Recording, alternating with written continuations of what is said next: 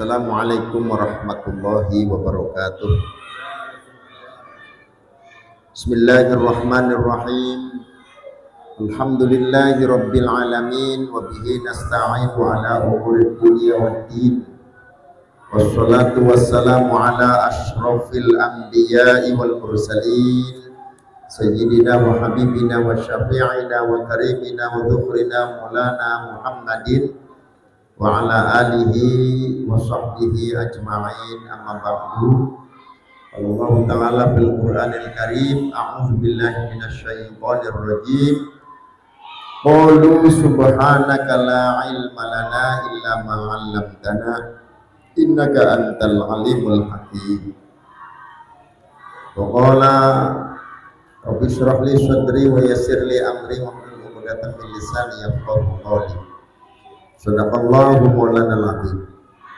Hadirin jamaah sekalian rahimakumullah, marilah kita awali dengan tawassul kehadirat baginda Rasulullah sallallahu alaihi wasallam, keluarga, para sahabat, para tabi'in, tabi'in, para auliyaillah, para syuhada, para sholihin, wabil khusus untuk para masyayikh, guru-guru kita semuanya, khususan khosotan ila Ruhil Mu'allif Kitab Fathul Mu'in Al-Imam Zainuddin Al-Malibari wa nasallahu sirrahul aziz wa nafa'ana bihi wa bi ulumin fid dharain amin. Syai'ulillahi lana wa lahumul Fatihah. A'udzu billahi minasyaitonir rajim. Bismillahirrahmanirrahim. Alhamdulillahi rabbil alamin arrahmanir rahim maliki yaumiddin. Iyyaka na'budu wa iyyaka nasta'in ihdinas siratal mustaqim siratal ladzina an'amta 'alaihim ghairil maghdubi 'alaihim waladdallin amin. Hadirin jamaah sekalian rahimakumullah, insyaallah malam ini kita akan berlanjut di juz 2 kitab I'anatul Talibin, tapi kita tetap bacaannya adalah kitab Fathul Mu'in walaupun nanti tetap disampaikan syarahnya. Tentunya kita semuanya berharap mudah-mudahan setelah mengkaji kitab Fathul Mu'in ini bisa menambah ilmu kita, khususnya dalam hal ilmuiyah kepada Allah Subhanahu wa taala, dan terutama ini masih dalam bab sholat. Mudah-mudahan sholat kita semakin berkualitas, semakin bagus sesuai dengan tuntunan Rasulullah Shallallahu Alaihi Wasallam. Bismillahirrahmanirrahim. Faslun fi sholatil jamaati. Pasal di dalam menjelaskan tentang sholat berjamaah.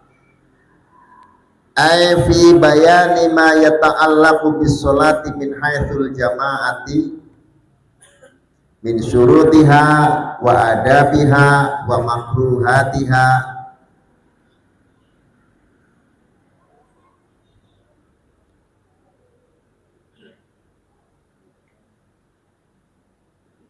wa musqitatiha. Pasal ini menjelaskan tentang sholat berjamaah, artinya menjelaskan tentang sesuatu yang terkait dengan sholat yang dikerjakan secara berjamaah, baik syarat-syaratnya, adabnya, makruhnya, perkara yang makruhnya, kemudian yang menggugurkannya, ya. Ada yang menggugurkan sholat berjamaah, ini nanti akan kita bahas. Wa haqiqatul jama'ati huna al-irtibatul hasil bainal imami wal ma'mumi walau wahidan. Hakikat jamaah dalam hal ini, jadi kenapa disebut jamaah? Hakikatnya apa? Adalah al-irtibatul hasil bainal imam wal ma'mum.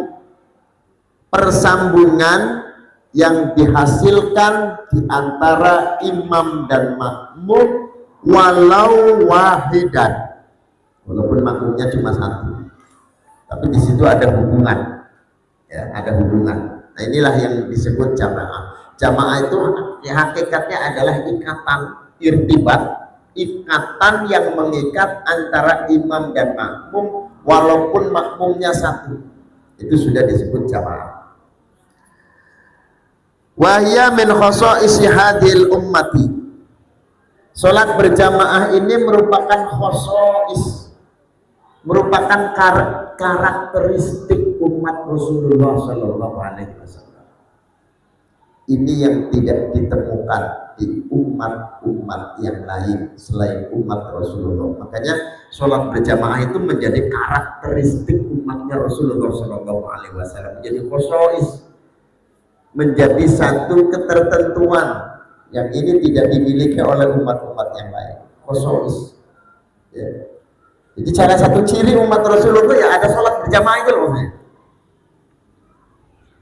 Ciri khas khosois itu ciri khas, merupakan ciri khas umatnya Rasulullah Sallallahu Alaihi Wasallam.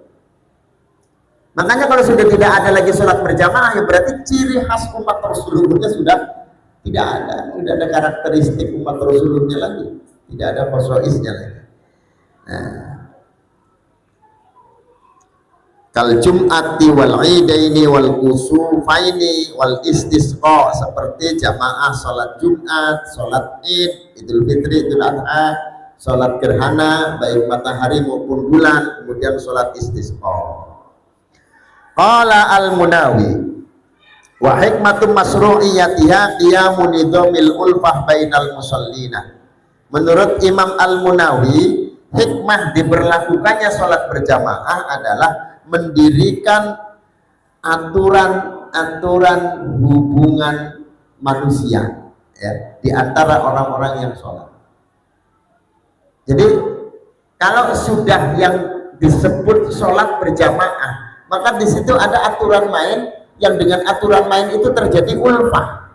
Ulfah itu apa? Saling mengasihi, saling menyayang. Kita kalau sudah ketemu di masjid ya, yang nggak pernah ketemu berhari-hari, berbulan-bulan, ya, berhari-hari, berminggu-minggu, berbulan-bulan, ketemu di masjid, paling tidak kita ketemu dengan ulfah, dengan tali persaudaraan yang kuat, jabatan tangan, ya, yang nggak pernah ketemu, ketemunya di mana? Di masjid, ada jabatan tangan dan sebagainya, itu namanya nidom. Nidom itu nanti disebut dengan aturan main. Kalau dalam bahasa apa namanya akademisnya tata tertib, itu tata tertib. Walidha syuri'at al-masajid fil mahal yahsul al-muta'allat at-ta'ahud bil liqa'i fi awqatis shalah. Dengan demikian, karena jamaah itu adalah nidhamul ulfah, aturan main yang mengikat persaudaraan antar orang-orang yang sholat, maka disyariatkan adanya masjid-masjid sebagai tempat itu agar menjadi berhasilnya perjanjian pada waktu-waktu sholat. Minimal ketika suara azan berkumandang di masjid, masjid ini sebagai tempat terjalinnya hubungan ya, perjanjian antara orang-orang yang sholat. Jadi tanpa ada undangan, tanpa ada tanda tangan, tanpa ada surat, suara azan itu otomatis sudah menjadi ta'ahud. Ta'ahud itu apa? Perjanjian ketemuan itu loh. Kita kan kalau perjanjian ketemuan kan caranya macam-macam. Bisa pakai japri, WhatsApp, WA, ya. Bisa pakai SMS.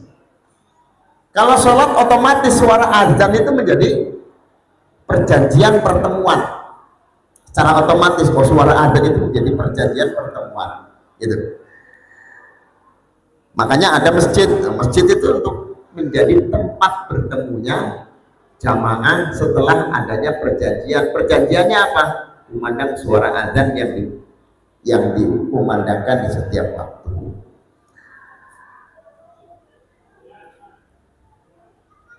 Fi awqatis sholati bainal jiron, di waktu-waktu sholat di antara para tetangga. Otomatis kan gitu, kalau kita banyak bertetangga di lingkungan masjid gitu, otomatis mana tempat pertemuannya? Tempat pertemuannya adalah masjid. Wali annahu qad ya'lamul jahilu minal alimi ma yajhaluhu min ahkamiha. Dan karena adanya masjid atau sungguhnya masjid itu, orang yang tidak ngerti, orang bodoh itu bisa mengerti apa yang dia tidak tahu daripada orang alim, karena ada di masjid itu pasti ada guru, pasti ada ustadz, pasti ada yang mengajarkan ilmu. Maka dengan adanya masjid, di situ menjadi tempat bertemunya orang yang bodoh dengan orang yang alim. Minimal ketika dia tidak mengerti hukum, dia bisa bertanya kepada ustadz yang ada di masjid itu. Gak mengerti tentang tata cara, dia bisa bertanya dengan masjid itu. Ya, ini hikmah sholat berjamaah ternyata banyak sekali. Kalau kita sudah berkumpul seperti ini, hikmahnya ya itu tadi, ada jalinan ukhuwah, ada jalinan ketersambungan antara orang yang tidak tahu dengan orang yang ngerti, dengan orang yang alim, sehingga dia bisa mengaji, belajar ilmu dari orang yang alim. Wali anna maratiban nasi mutafawitatun fil ibadah fata'udu barakatul kamili ala naqis fatakmalu sholatul jami'i. Nah ini lagi, ini penting nih. Kenapa ada sholat berjamaah? Karena derajat ya orang-orang yang sholat itu mutafawitah, berbeda-beda.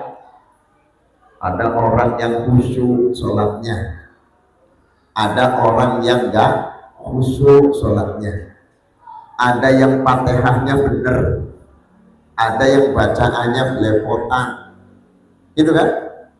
Ada yang barisannya sempurna, ada yang sholatnya itu rukun sholatnya benar-benar dijaga dari perkara-perkara yang membatalkannya. Benar-benar ada mutafawitah, ada perbedaan satu dengan yang lainnya. Maka di sini di dalam sholat berjamaah itu fata'udu barokatul kamil ala naqis, maka berkahnya orang yang menyempurnakan sholatnya itu bisa kembali kepada orang yang sholatnya kurang. Coba kalau sholat di rumah sendirian kurang, tetap kurang. Tapi kalau sholatnya di masjid, misalnya ada kekurangan di dalam sholat kita, apakah dari segi khusyuknya atau dari ilmu tentang sholat yang masih kurang sehingga kadang-kadang batal nggak tahu. Ada dalam hal misalnya tentang rukun, mana yang rukun, mana yang sunnah, nggak bisa membedakan. Tapi sholatnya masih berjamaah, maka ada keuntungan apa? Berkahnya orang yang sholatnya sempurna itu bisa balik kembali kepada orang yang masih kurang. Jadi ibarat kita beli mangga satu karung, di bawah semua, yang busuk-busuk juga ke bawah. Coba kalau dijualnya atu-atu, yang busuk ditinggal, ya bakalan dibeli. Tapi kalau dijual satu karung, kita beli satu karung, yang busuk juga ke bawah, kan ya? Kita menjual satu karung, yang busuk juga ke bawah. Ini berkahnya jamaah. Jadi orang yang sholatnya berjamaah itu yang sempurna, berkahnya itu bisa melimpah kepada yang tidak sempurna, sehingga yang kurang menjadi sempurna. Maka di sini fatakmalu sholatul jami', maka menjadi sempurna semuanya. Tuh, jadi beda. Kita sholat berjamaah di masjid itu akan ada keuntungan seperti itu. Allah, kita sholatnya begini, masih pikirannya masih belum ikutan sholat, belum bisa khusyuk, jauh dari khusyuk. Tapi kan kita berada di jamaah yang mungkin salah satunya ada yang khusyuk, sehingga apa? Yang tidak khusyuk pun tetap nanti akan dibawa, pahalanya disampaikan, akan apa sholatnya, amal ibadah sholatnya tetap akan disampaikan kepada Allah walaupun kurang khusyuk. Kenapa? Karena itu tadi ada barokah daripada orang yang sholatnya sempurna, gitu ya. Wa qad warada fi fatliha ahaditsu katsiratun. Sungguh telah ada dalil ya tentang keutamaan sholat berjamaah Ya, dalilnya berupa hadis-hadis yang banyak. Minha al-khabarul muttafaqu alaihi al-ati. Di antaranya adalah khabar atau hadis riwayat Imam Bukhari Muslim yang akan datang. Minha ma rawahu at-Tabrani an Anas. Dan di antaranya ada hadis yang diriwayatkan oleh Imam At-Tabrani dari sahabat Anas bin Malik. Ya, yaitu man masafi sholatin maktubatin fil jamaati fahiya kahijjatin.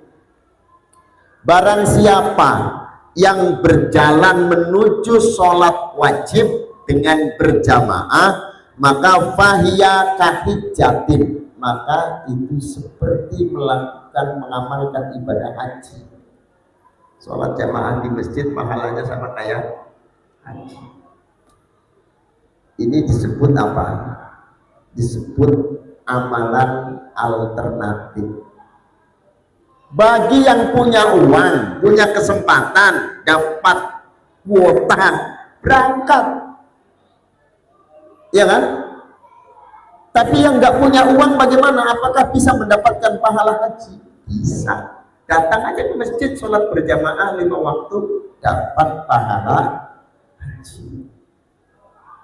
Tapi bukan berarti yang punya duit cukup dengan jamaah, yang enggak, yang punya duit yang harus berangkat. Kita udah istitoah, ya wajib berangkat. Ini kan yang enggak istitoah, enggak mampu, ya. Dipaksain kayak apa juga tetap tidak mampu. Bagaimana mendapatkan pahala haji? Ya sudah, datang aja ke masjid, sholat berjamaah, maka kahajjatin, pahalanya seperti ibadah haji. Ya. Waman masa ila sholatin tatawwu'in fahiya ka umratin nafilatin. Barang siapa yang berjalan ke masjid untuk melaksanakan sholat sunnah, ya, untuk melaksanakan sholat sunnah, maka pahalanya seperti melaksanakan umroh.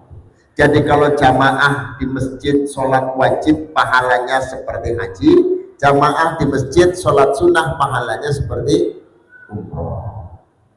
Jadi tiap Ramadan kan umroh terus tuh. Sholat jamaah tarawih, ya, orang pada ke Mekah, kita cukup umrohnya di Nurul Huda gitu, ya, 11 rakaat apa itu ibadah umroh, ya. Jadi nggak usah kecil hati, yang mampu ada uangnya berangkat, nggak mampu datang aja ke masjid.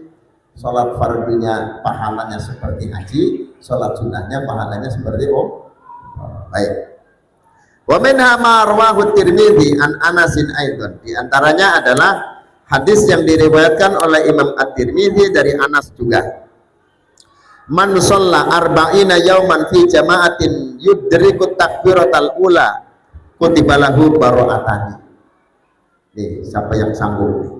Barang siapa, ya, kata Nabi, sholat selama 40 hari dengan cara berjamaah yang dia bisa menemui takbiratul ihramnya imam. 40 hari, bukan 40 waktu, arba'ina yauman. Kalau orang haji ke Madinah, arba'in itu arba'ina waktan atau arba'ina maktubatin. Kalau ini arba'ina yauman, 40 hari sholat berjamaah nggak putus, kemudian sholatnya menjumpai takbiratul ihramnya imam, maka dia akan mendapatkan 2 kemerdekaan, ya, 2 pembebasan. Bara'atun minan nar wa bara'atun minan nifaq.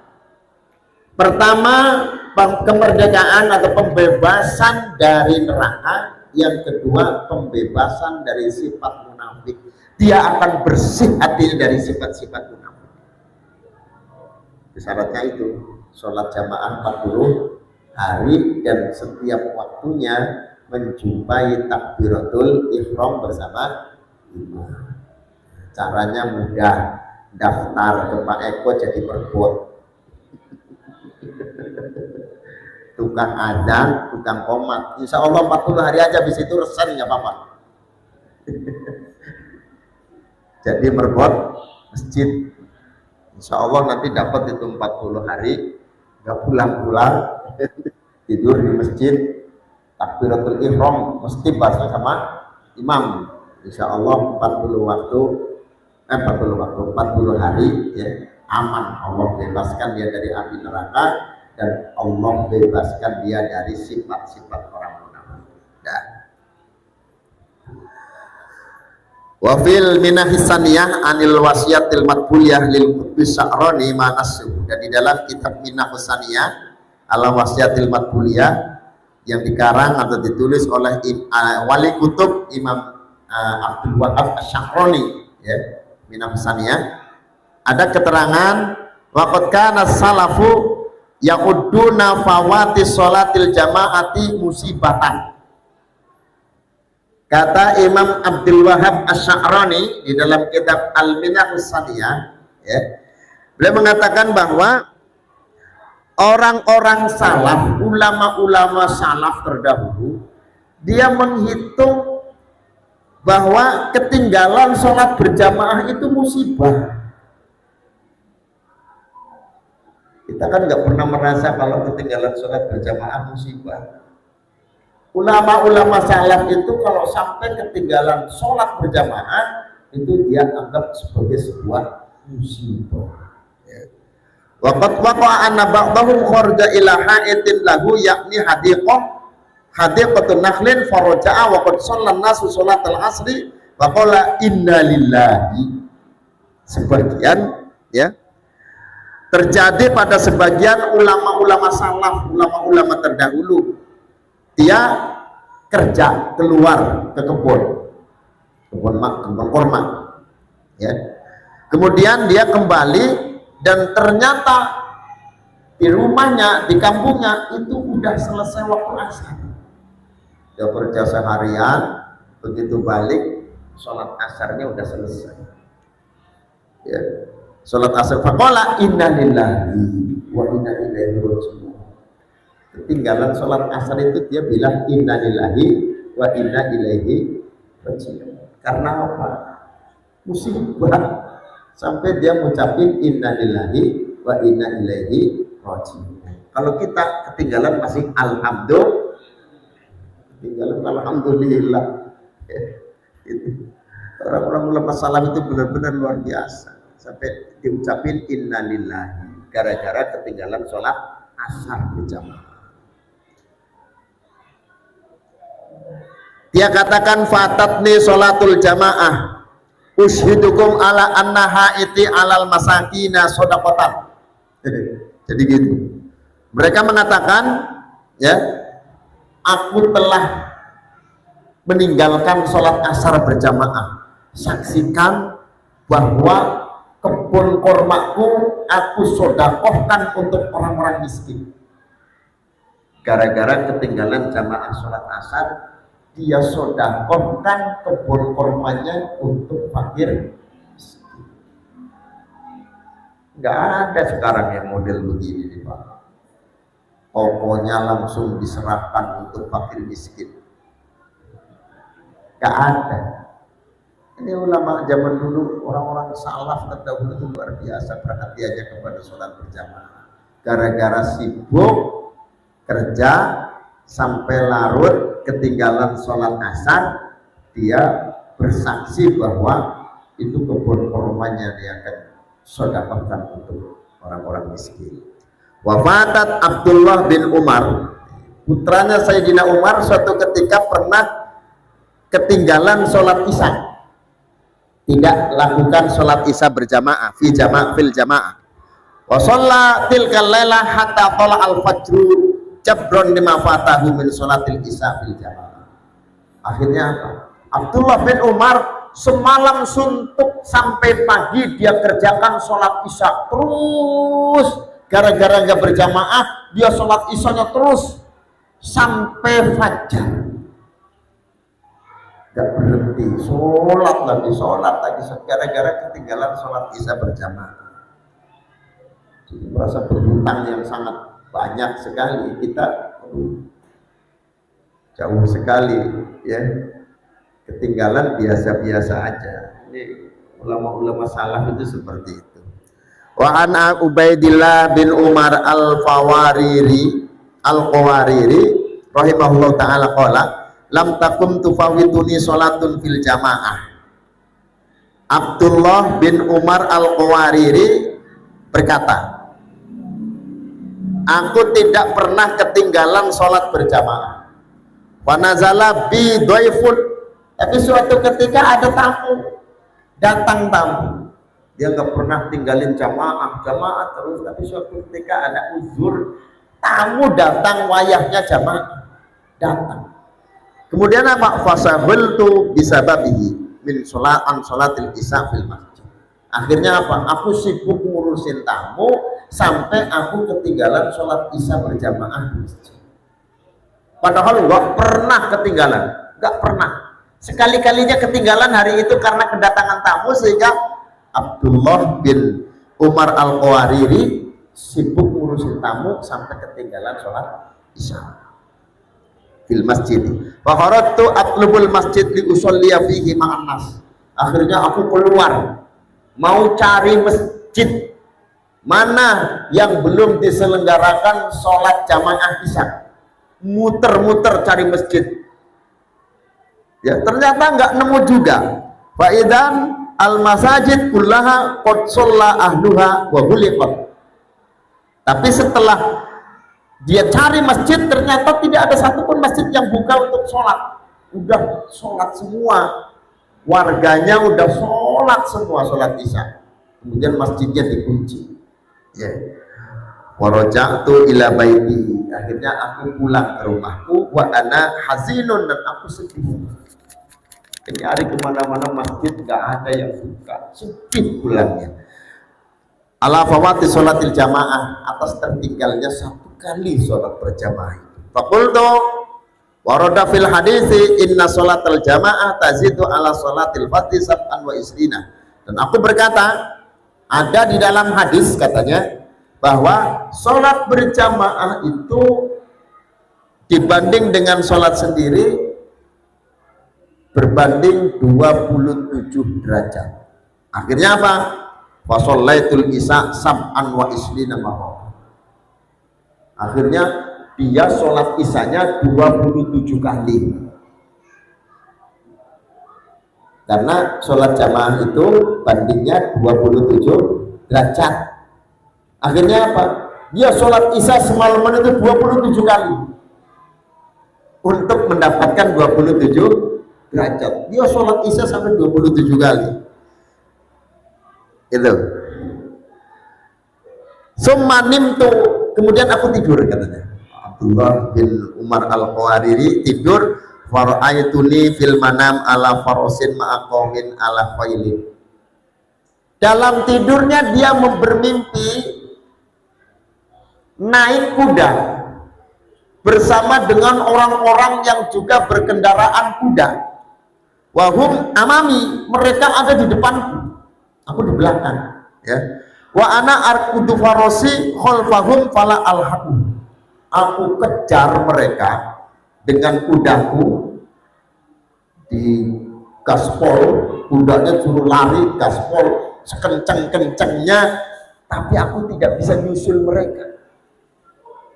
Padahal sama-sama dengan kendaraan kuda, tapi nggak bisa nyusul mereka. Nah, faltafat ilayya wahidun minhum, akhirnya ada yang mundur satu orang, ya, mundur satu orang. Wa qala tataba farasuka falastatul hikuna. Capek kudamu, capek, dan dia tidak akan nyusul kami, kata tuh orang tadi. Fakultu walima ya akhi. Akhirnya aku tanya, kenapa aku nggak bisa nyusul kuda-kuda mereka? Kenapa aku tuh tertinggal di belakang, nggak bisa nyusulin? Sudah digaspol, kudanya tetap aja nggak bisa nyusul mereka. Qala li'anna sholainal isya fil jamaah, karena kami ini sholat isyanya jamaah, ya. Wa anta qad sholaita wahdak, dan kamu sholatnya sendirian, walaupun 27 kali, ternyata ibarat kuda lari, dia tidak bisa mengejar mereka yang sholatnya berjamaah, kudanya tetap di depan dia. Masya Allah, ini fastaiqadtu wa ana mahmumun hazinun. Kemudian bangun dari tidur dan aku merasa sedih. Jadi walaupun diulang 27 kali sholat isya-nya, berbanding dengan orang yang melaksanakan sholat berjamaah sekali, itu diibaratkan kuda yang lari, orang yang berjamaah larinya kencang di depan, dia yang sholat isya-nya sendiri diulang sampai 27 kali tetap gak bisa ngejar. Berarti mana? Gedean mana? Pahalanya orang yang sholat berjamaah. Tidak bisa walaupun diulang sampai 27 kali, karena ada hadis bahwa sholat berjamaah pahalanya itu dilipat gandakan 27 derajat. Tetap aja sekalipun diulang 27 kali, ibarat kuda tetap ketinggalan sama mereka orang-orang yang sholatnya berjamaah. Wa qala ba'du salafi ma fatat ahadan sholatal jamaati illa bidzambin asabahu. Sebagian ulama salaf mengatakan tidaklah seseorang tidak melakukan sholat berjamaah kecuali karena dosa yang menimpanya. Ya, ini koreksi benar buat kita. Kenapa kita menjadi berat melakukan atau hadir ke masjid sholat berjamaah? Kenapa berat? Yang bikin berat adalah dosa. Kenapa langkahnya berat banget pengen menuju masjid? Nggak seperti kawan-kawan kita yang rajin sebelum azan sudah sampai ke masjid. Itu karena dosa. Semakin sering dilakukan dosanya, ya semakin berat langkahnya menuju ke masjid. Allah. Waqad kanu ya'uzzuna anfusahum sab'ata ayyamin idza fatat ahaduhum sholatal jama'ati. Waqila raq'atan wa ya'uzzuna anfusahum thalathata ayyamin idza fatatuhum at-takbiratul ula ma'al imam. Fa'lam dzalika ya. Sampai ulama-ulama salaf itu luar biasa. Kalau mereka ada yang tidak melakukan sholat berjamaah, itu ditakziahi sampai 7 hari, Pak. Sholat jamaah kok nggak datengin rumahnya sampai 7, ditakziahi sampai 7 hari. Di sini kesannya ada orang nggak jamaah ditakziahi 7 hari, gimana coba perasaannya? Kan ibarat kayak orang mati. Kalau ditakziahi kan kayak orang mati, dianggapnya kalau nggak hadir sholat berjamaah itu udah mati dia. Makanya kudu ditakziahi sampai 7 hari, nggak tanggung-tanggung. Ya. Orang mati aja takziah sampai 3 hari, itu orang mati beneran. Nggak hadir jamaah ditakziahi sampai 7 hari, berarti lebih dari mati. Ini ulama salaf seperti itu perhatiannya. Ya. Kemudian dikatakan 1 rakaat, ketinggalan 1 rakaat aja ditakziahi 3 hari. Ya, warakatan wa yuzuna anfusahum salat ayamin. Datang imam sudah ruku, dia baru datang, ditakziahi 3 hari dia. Nah, kita mana ada seperti itu. Makanya kan tidak ada kurun, kecuali setelahnya adalah kurun yang lebih buruk. Jangan bangga ketika kita berada di akhir kehidupan atau akhir dunia, ya, zaman akhir. Karena pasti yang lebih awal akan lebih baik daripada yang belakangan, dan begitu seterusnya. Nah, ada yang mengatakan ketika dia tidak takbiratul ula, takbir yang pertama bersama imam, ditakziahin 3 hari. Gara-gara datangnya terlambat, ditakziahin 3 hari. Itu ulama-ulama salaf dulu itu seperti itu perlakuannya kepada orang-orang yang semangat ya di dalam jalankan ibadah, sampai gara-gara nggak datang di awal, ketinggalan 1 rakaat aja ditakziahin sampai 3 hari. Qaluhu wa syuri'at bil Madinah. Salat berjamaah itu disyariatkannya di Madinah. Pertanyaannya, bagaimana dengan sholat Nabi di Mekah? Kan turun perintah sholat waktu Isra Mi'raj, minal masjidil harami ilal masjidil aqsa. Berarti perintahnya Nabi itu perintah melaksanakan sholat Nabi masih di kota Mekah. Tapi perintah jamaah kok adanya di Madinah. Kenapa tidak dilakukan berjamaah di Mekah? Karena pada saat itu sahabat-sahabat Nabi berada di dalam ancaman orang-orang kafir Quraisy.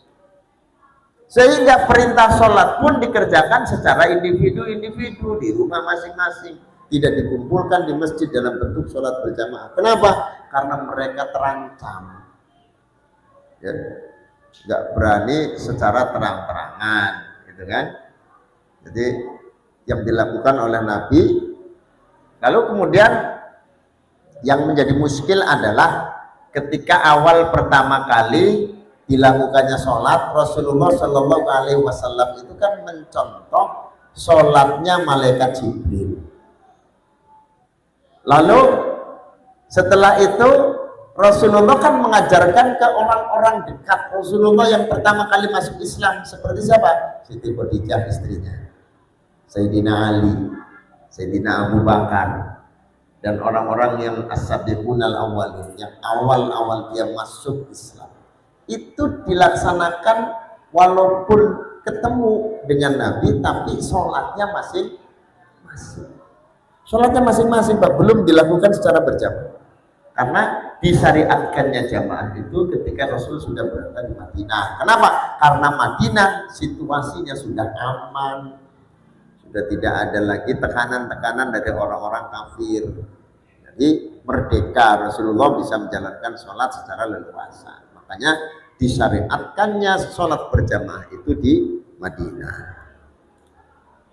Wa qalluha imamun wa makmumun. Paling sedikitnya berjamaah adalah imam dan makmum.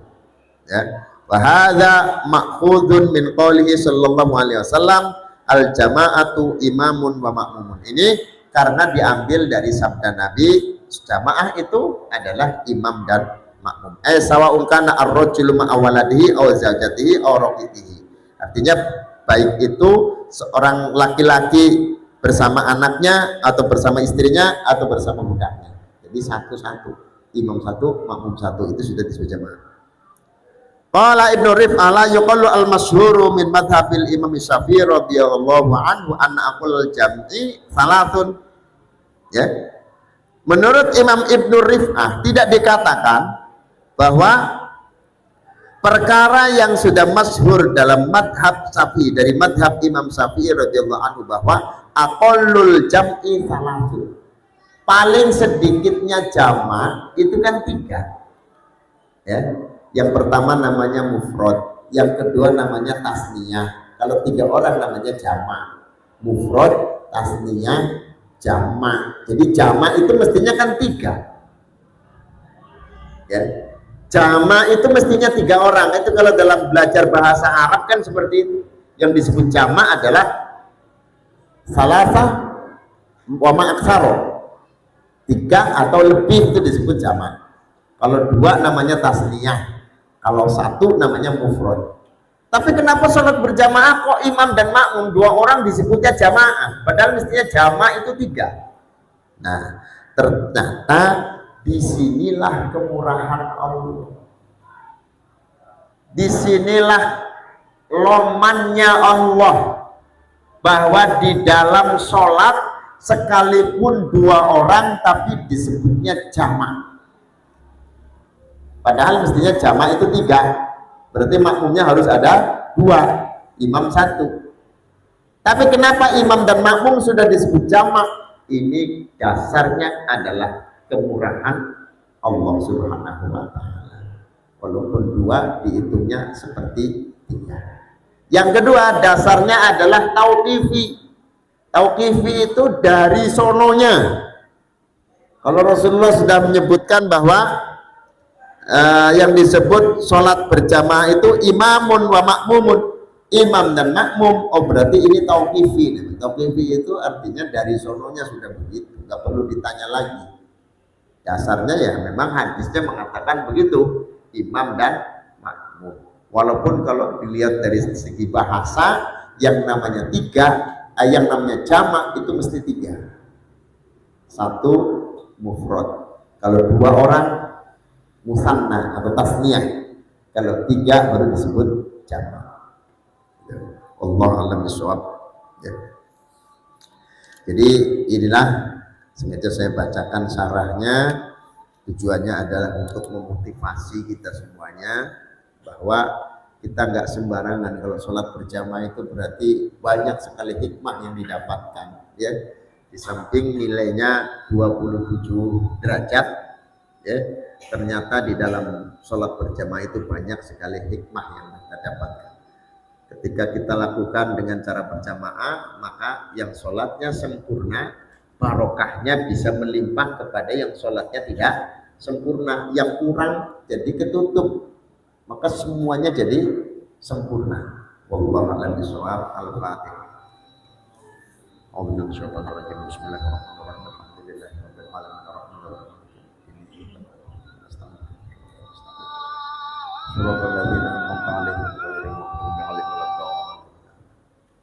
Bismillahirrahmanirrahim. Alhamdulillahirabbil alamin. Wassallallahu ala sayyidina Muhammad wa ala alihi wasallam. Allahumma ighfir lana dzunubana wa walidina warhamna rabbana syuhara wa ta'ala rabbul alamin. Hikmatul wa syurahal rahmatiyat al-ikram rabbana la tuzigh qulubana ba'da idh hadaytana wa hab lana min ladunka rahmah innaka antal wahhab. Rabbana atina fid dunya hasanah wa fil akhirati hasanah wa qina adzabannar. Sallallahu alaihi Muhammad wa ala alihi wa sahbihi wasallam. Walhamdulillahi rabbil alamin.